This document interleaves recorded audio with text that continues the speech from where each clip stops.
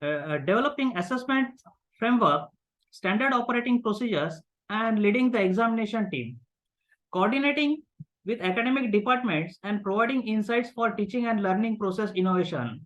Now, as far as the skills that has been specified by Dr. Beena ji in her LinkedIn profile clearly indicate that why she is called as the content creator. The soft skills, presentations, personal management, administration, lecturing, writing, training, interpersonal skills, universities, communication, written communication, team leadership, and voiceovers. As I mentioned, I don't know whether she is currently holding this particular charge or not, but on her LinkedIn profile, she has also mentioned that she is Associate Dean, School of Arts and Humanities, School of Applied Sciences, Reva University. So thank you, ma'am, for accepting my invitation and being a part of this particular show. Thank you so much, sir. Pleasure is mine. One more thing, if I have missed anything, just let us know what the additional updates that you are having as far as your profile is concerned. Not at all. You've got it right. In my earlier position, while I was the associate dean, now I am fully managing the exams. Another important aspect that I have seen as far as this particular chair is concerned, the chair of a controller of examination or the chair of the director board of examination and evaluation. Normally, this chair is occupied by the male fraternity. So I think that you are an exceptional, because in Maharashtra we call this particular chair a chair of it's a throne of horns. So how you have taken this particular job? Yeah, maybe you're right. So the number of women here are less, but then when you have an excellent team, Yes. I think they, that's where the magic lies, irrespective of the gender. It's always a teamwork. Yes, so exactly. that's what helps us excel. Exactly. But do you think why this particular number is less as far as women fraternity is concerned? As far as the heading the examination section is concerned? Probably, I'm not too sure. Probably because leadership as such, I think there is a it's a very sparsely populated space at whatever is the level in terms of higher education. So the top positions by and large are occupied by men, not specifically to COE's job. I guess it's like that at the leadership position. Yeah, that's great. Now, one more important thing, ma'am. You have been in literature. You have probably done your MA in literature and then the doctoral also in literature. And after going through your profile, the type of work that has been carried out by you as far as literature is concerned. So from literature to administration, and again in administration, that too in the chair of controller of examination. How your journey is? The journey is fascinating. I mean, literature has always been my first love. So I have always enjoyed my role as a teacher. And even now, it's always the teacher who is the core of whatever I am doing. So that's why I think, there's a greater sense of satisfaction and also responsibility when you hold a chair like the controller of examination, because ultimately the stakeholders are students. And we look at them from the teaching fraternity. So that, I guess, helps in sensitizing ourselves to the challenges faced and the concerns faced by the student community. Exactly. So the journey has been good because there has been a lot of learning. And particularly now, I remember that when I was, custodian of answer scripts of the BA, faculty at Bangalore University earlier when we were an institution, things were different in the sense that that was a more of a conventional, kind of examination that was happening pre-NEP, pre-UGC reforms. But today, there is a paradigm shift that we have seen in terms of, the landscape of examination also, with so much of automation coming in, right from, examination to evaluation to, to the student lifestyle management system, everything. So there is a huge paradigm shift, and that's why it's fascinating, because there is so much of learning for all of us in this process. And it's no longer a department which merely computes numbers and announces results. Today we are also integrated with the academic processes, and that makes it very interesting. Exactly. That's great. For those who will be listening this particular interview, Reva University is in Karnataka, Bangalore, and it's one of the top 50 universities. So as far as this particular university is concerned, they are having certificate course to doctoral. Now, as far as undergraduate course is concerned, I think they are probably having more than 68 courses. As far as PG is concerned, they are having 32 courses. The doctoral in 19 different streams. Then certificate course, and probably they are also running some sort of a corporate program. So n number of courses Binaji is handling. So how you manage all these things? Like I said, sir, I have an excellent team wherein we have divisions. There is a section, a part of the small team which handles all the automation and software part of it.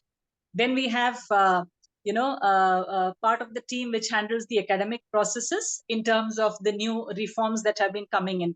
So Exactly. constantly we are interacting with schools and departments to bring in these changes. And then, of course, the conventional part of the examination team which handles the execution of the examination.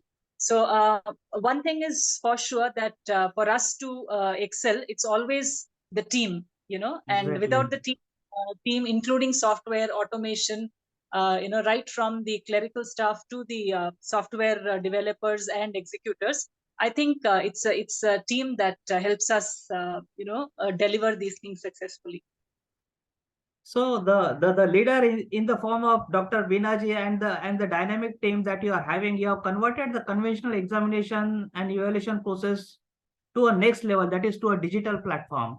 Now, what sort of a different activities that has been implemented at your university and in what particular form? Yeah. First and foremost, we have a software. We moved from the pen and paper computing itself.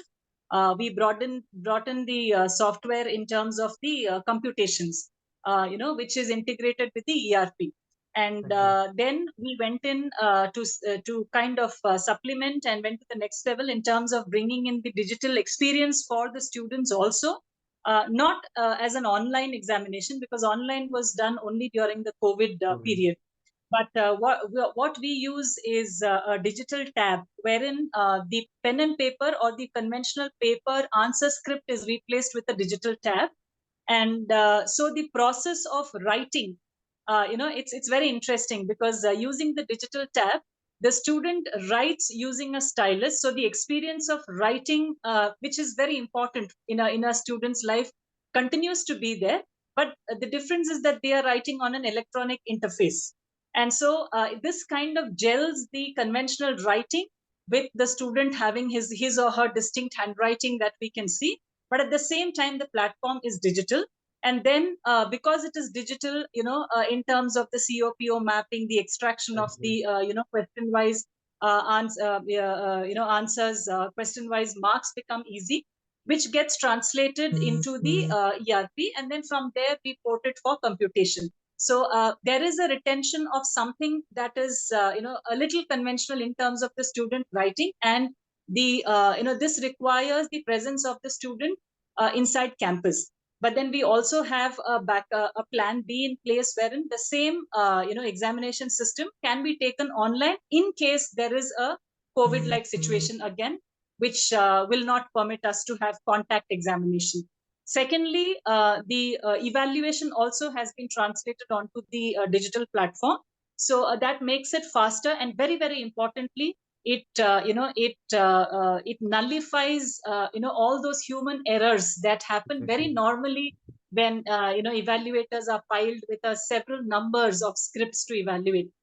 Normal human errors are avoided. So we have translated the examination system, taken it to the next level in terms of the digital experience, both for the student as well as the evaluator.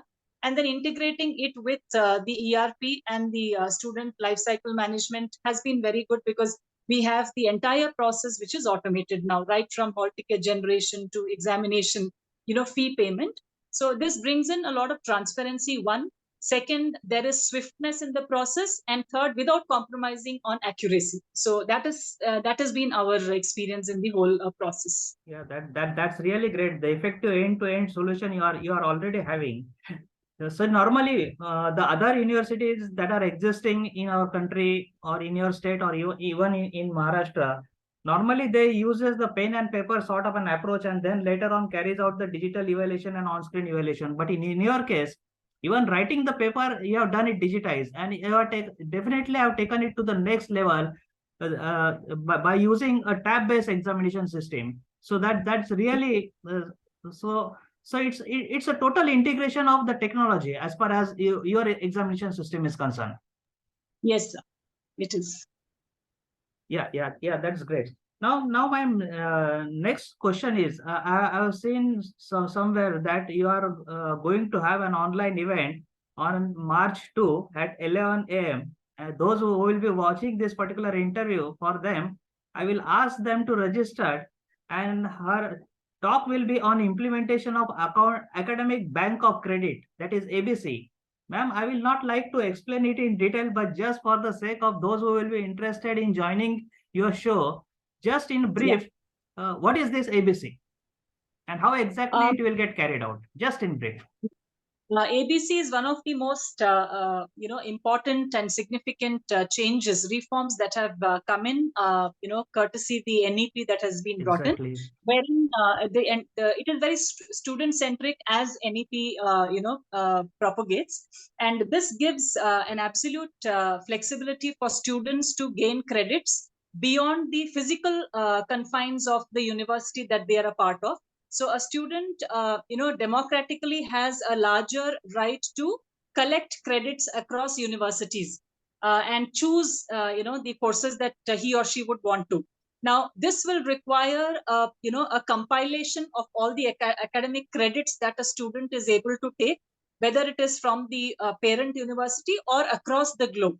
So ABC, or Academic Bank of Credit, works exactly like a bank, wherein a student in the tenure of his programs, he or she can accumulate any number of credits, and ABC will be the will hold or will save all the credits that are earned, to speak in a common language, by a student. And at the end of the program, when the student has completed his or her program, there will be a computation, and the total credits earned by the student would be handed over to the student. So this is something that is extremely important for students, and for them to have a global experience, and without traveling far, can actually earn credits in whatever domains that they are interested in. And this becomes a very legal space where all the credits are stored and kept transparently for the student, accounted for the student's credit. So you have already started this initiative at your university? We have registered as a university. We have registered under ABC with NAD registration. Yeah. The only thing is now, I think from 21, 22 onwards, we will be leaving it open, though we still do not have any batch of students who have started accumulating the credit.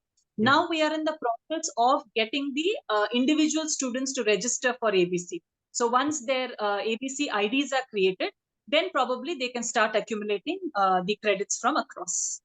Yeah, that's great. So another important thing that I want to ask you, ma'am, now as far as Reva University is concerned, is this a unitary university or is it a affiliating university?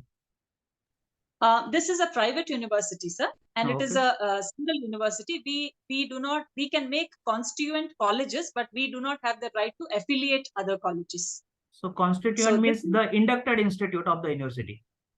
Yeah. We can have constituent colleges across the state, but we cannot affiliate other colleges. So something very much similar to the university's centers or sub-center. Yes. So it's spread across Karnataka? Right now, we only have one campus, but then we plan to, have similar campuses across Karnataka. But it's all on the plan, sir. But we still do not have any other unit as such. Yeah. Now, another important aspect, madam, you have spoken about the COs and POs. We talk a lot about the Washington Accord or the Bloom's taxonomy. But when it comes to setting up the paper, now as far as the unitization of the syllabi is concerned and the actual template that has been given by the paper setter to the student doesn't normally matches exactly with the COs and POs or even the unitization. So from that particular perspective, do you think that something in the form of a scientific fashion based on the unitization of the syllabus, do you think that a question bank, not necessarily that only the question that are supposed to come from that one, but obviously a complete question bank, it means that on every unit what are possible questions that are there, and based on their level, the harder, then some sort of a middle level, then the easier one.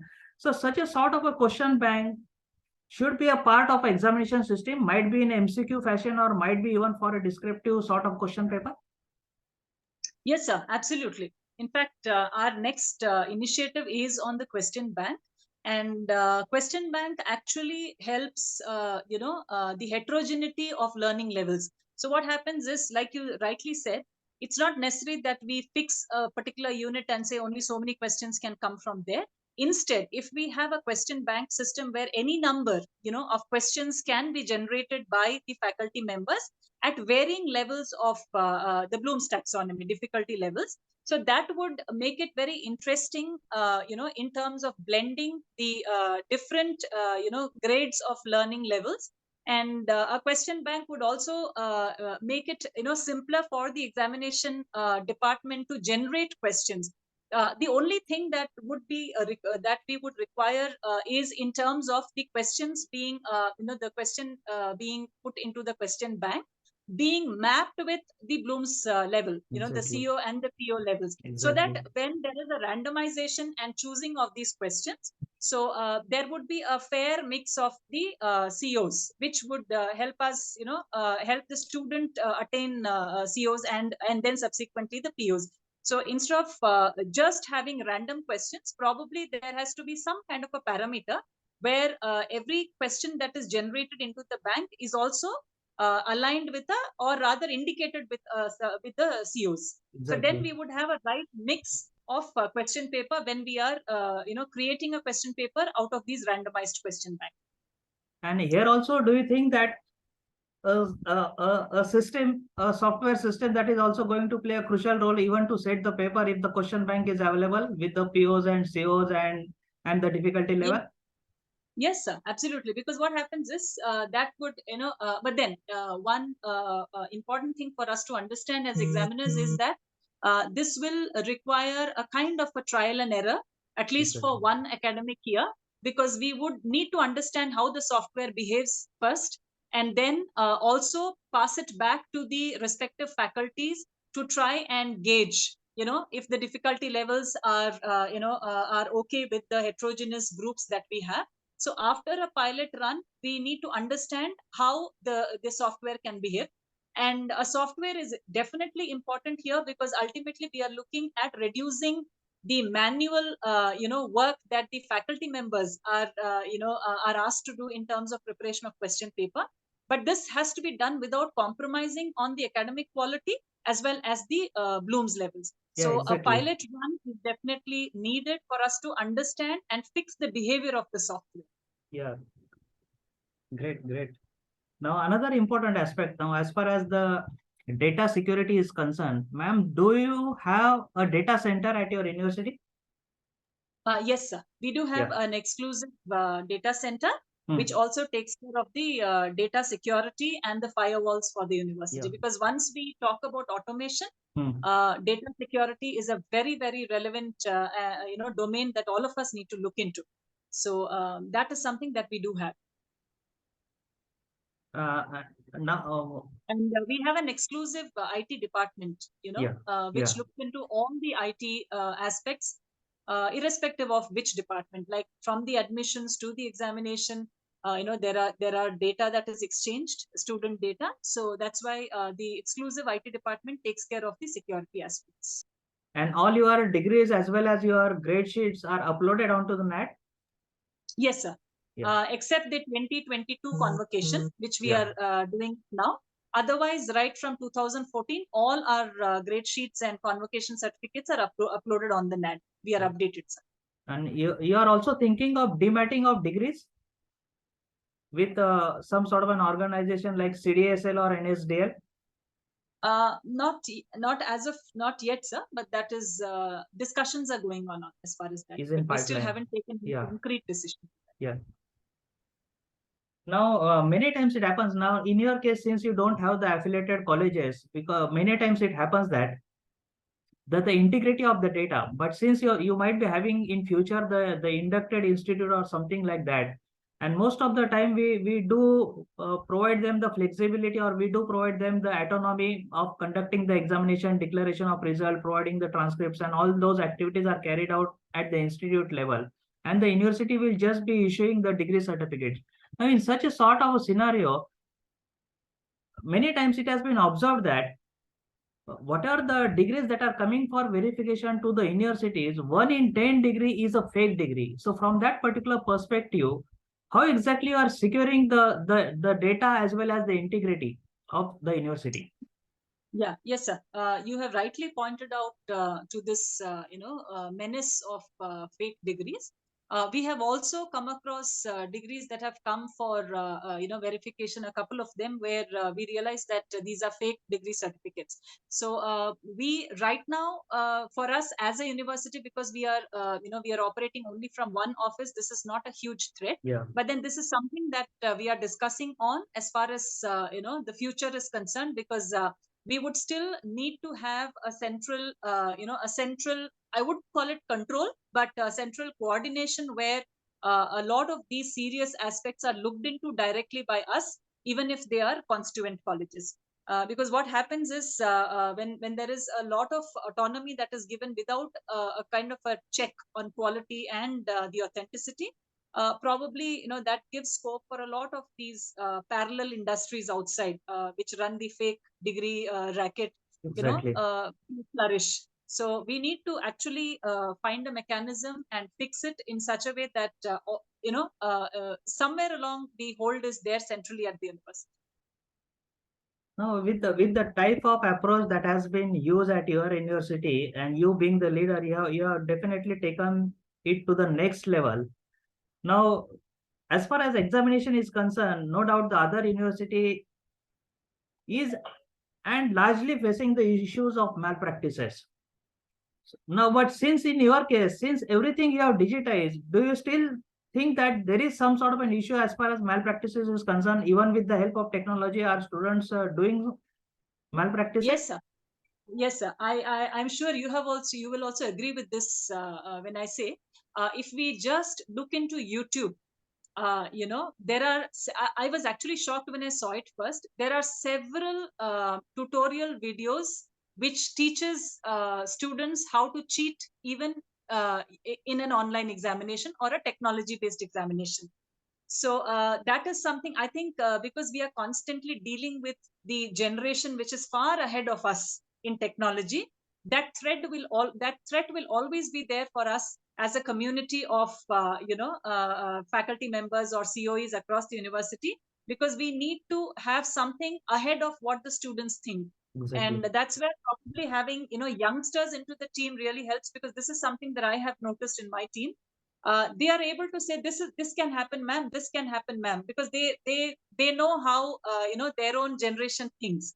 So having said that, in our system where we have the digital tabs being written, it is still under supervision. So we still have an invigilator inside the class. Only the medium of writing is digital. So we still have CC cameras, and we still have an invigilator. We still have our squad which goes around.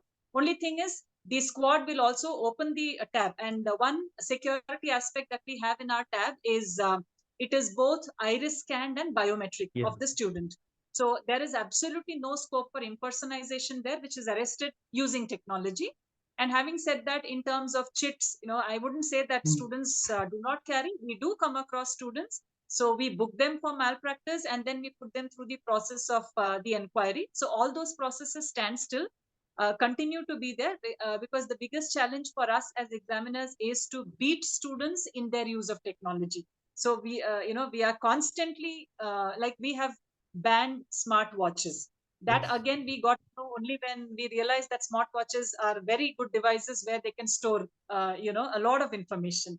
So I think it's something that all of us keep thinking on an everyday basis, because as long as examination system exists, I think I would not be making an overstatement here. As long as we have written examination as a system, malpractice is something that will parallelly run. So and the YouTube videos are proof enough for us to understand that they use technology to beat technology.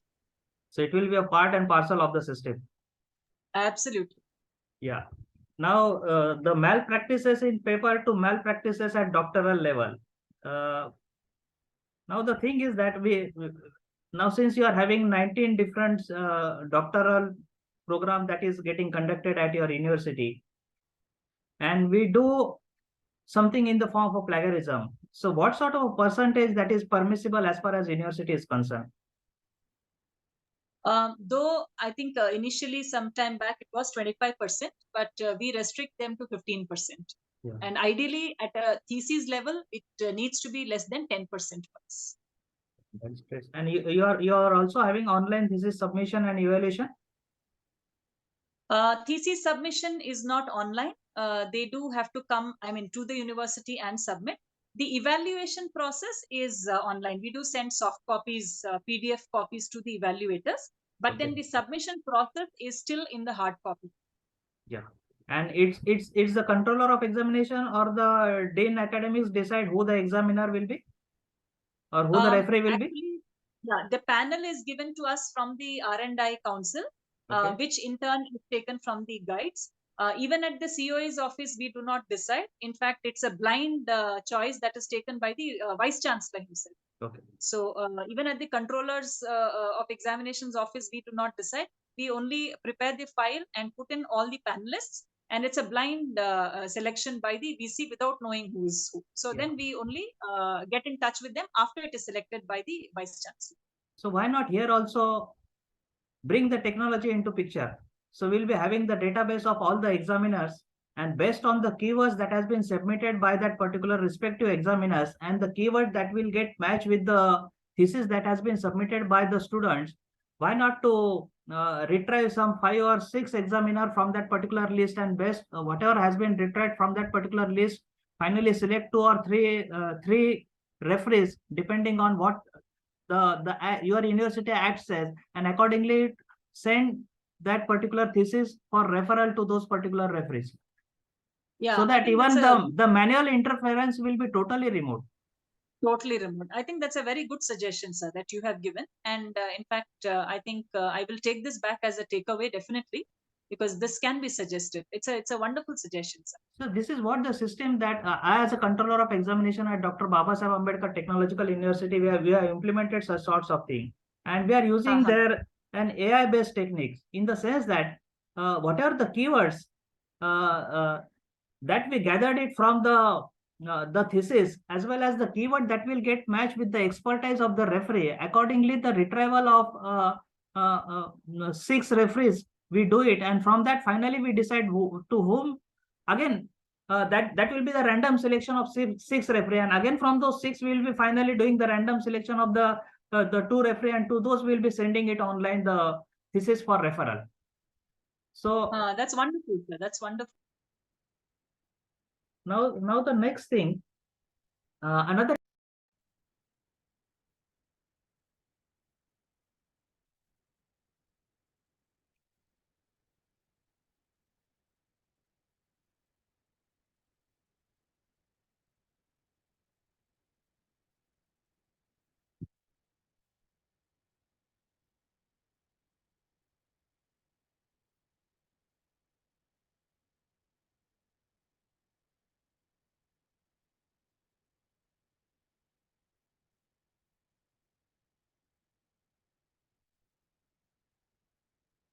Hello.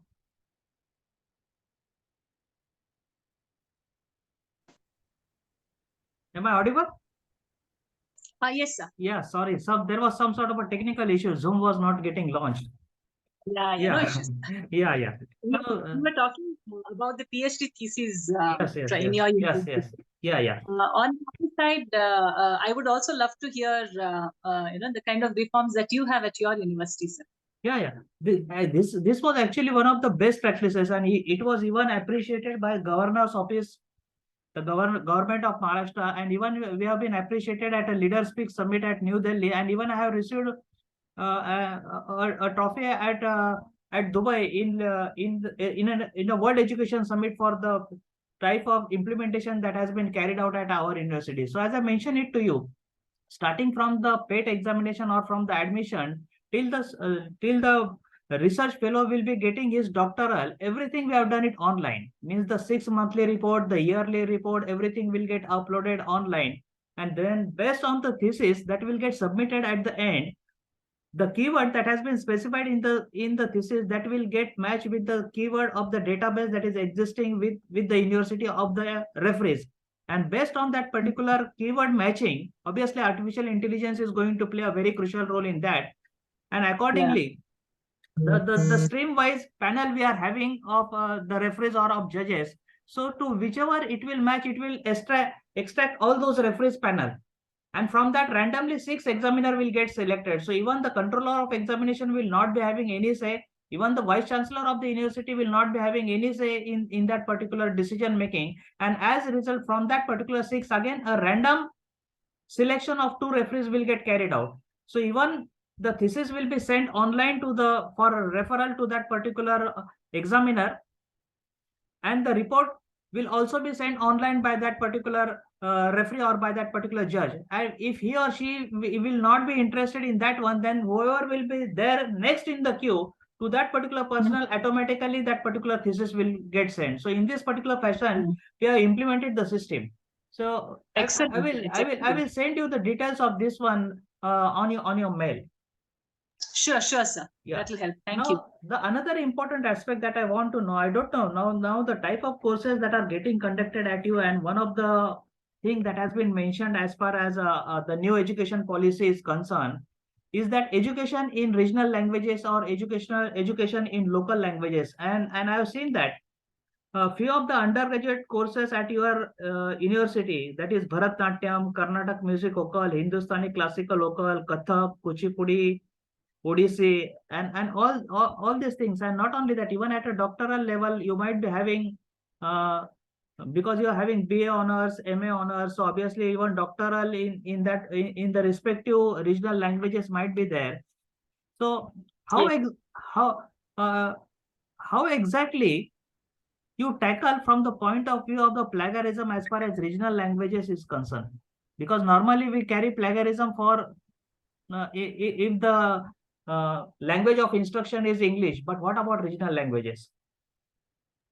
Yeah, as of now, that is a challenge, sir, for us, because in the regional language, we still do not have an authentic plagiarism check, Exactly. method. Yeah, so that is something that we really need to find a solution. Probably, I don't know. I'm not too sure, because we'll have to try out softwares which can, sync with the regional languages, and then find if something is there. As of Yes. now, we do not have. Yeah. And another thing, ma'am, how exactly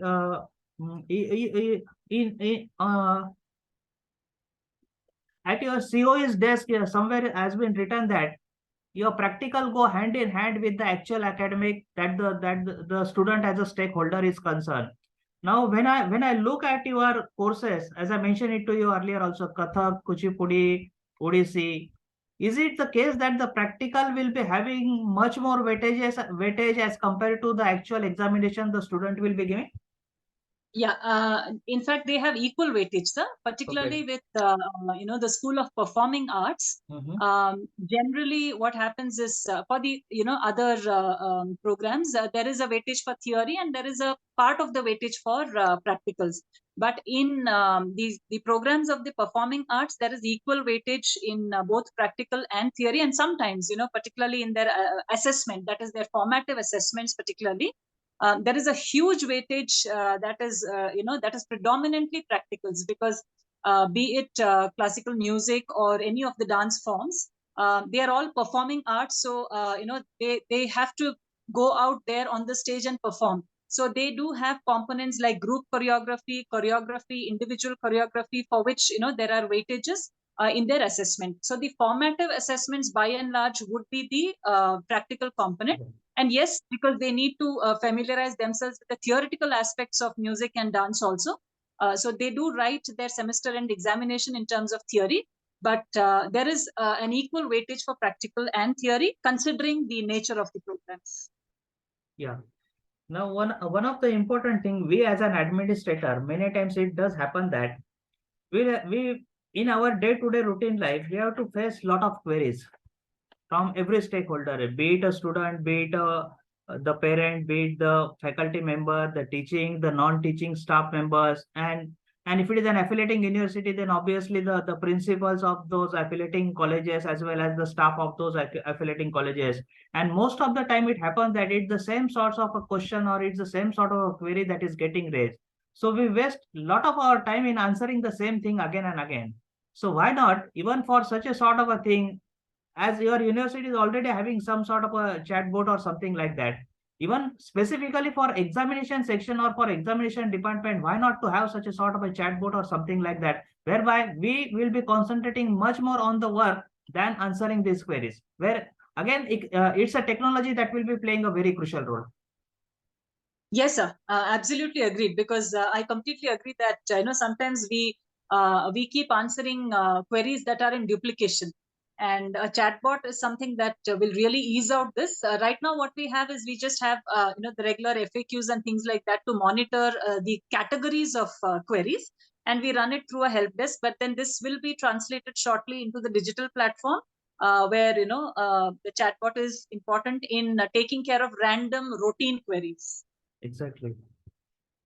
Now, the other thing, I have seen that on your website, and even in our day-to-day life, when we administer the examination section, many times it does happen that we ask the faculty member to set the question papers for, might be the mid-semester examination or end semester examination, and they don't send it within the stipulated time period that has been assigned to them. So we send them the reminders, the various notifications, so this action will be taken, this is how you will be penalized. But still many times it does happen that we don't receive the question paper well in time, and we as an administrator or we as a controller of examination or a director board of examination faces lot of such sort of an issue.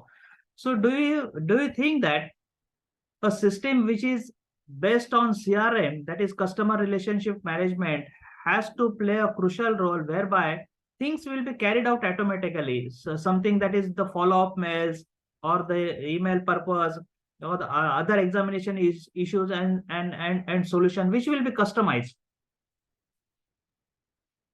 Am I audible, sir? Yeah. Go ahead. I'm not able to hear you. 1 second, sir. Shall I repeat it? Hello? Yeah. Now you're audible. Am I audible? Yeah, you are audible. Shall I repeat the question? No, I think only the last part I lost it, but I think I will be able to answer this. Yeah, like you said, the routine, for example, we also have some standardized emails, which are triggered for routine things in terms of question papers. Exactly. Now, on the other hand, right now, what we also do to arrest this problem is that we take nearly 5 sets, including internals and externals. And whatever is not used for that particular examination, we have it in the COE's office. So that is always there as a backup. But then having said that, I completely agree that there is a lot of unpleasantness in the task that we take up in terms of warning them and sometimes telling them of penalty and things like that. But then for routine reminders, we have a set standardized category of mails. We just trigger them to the faculty members. Yeah, that's great. And another important thing I have seen on your website is that you are using the world most advanced cloud platform, which has been given to you by Salesforce, which enhance the learning experience through the student portal. So it's some sort of a 360 degree student portal that you are having, and you are using it for the profile assessment, elective preferences, mentorship, timetable, academic, survey, support, attendance, alerts, and notification. So, how your experience is as far as this cloud platform is concerned? Yeah, to be very honest with you, we have moved into Salesforce recently, sir. Yeah. It's less than a year.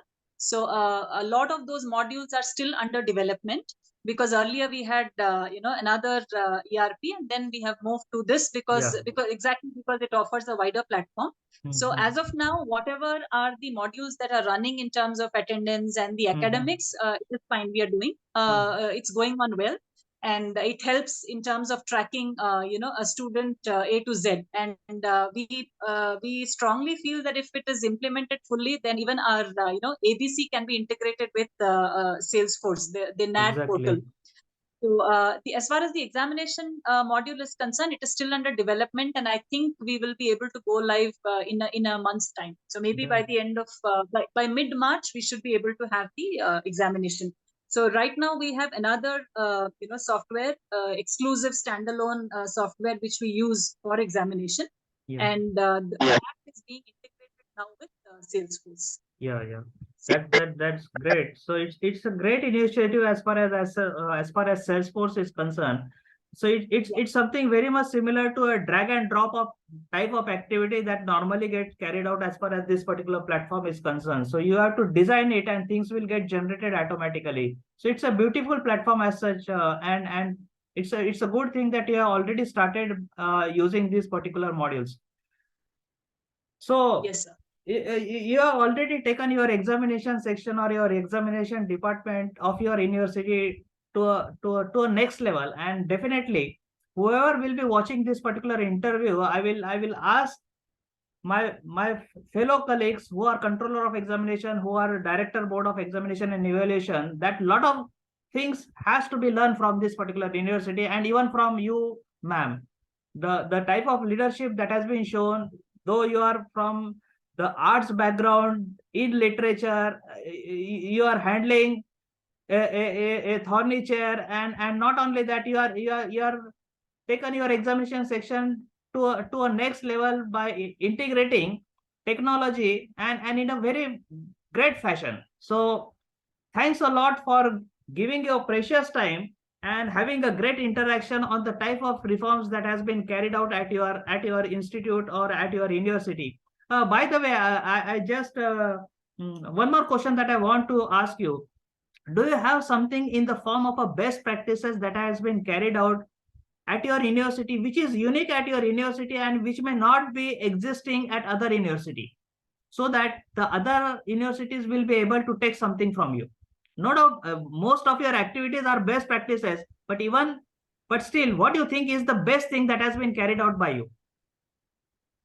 This is not limited to the examinations, sir, but one Yeah, of yeah, the yes, yes. best practices that we have in the university is something called the RULO, which is the Reva Unique Learning Offerings, wherein even much before the NEP had come in, Yeah, we had actually made this platform where a student, irrespective of the stream, can choose from yoga, music, and dance, and earn his or her credit.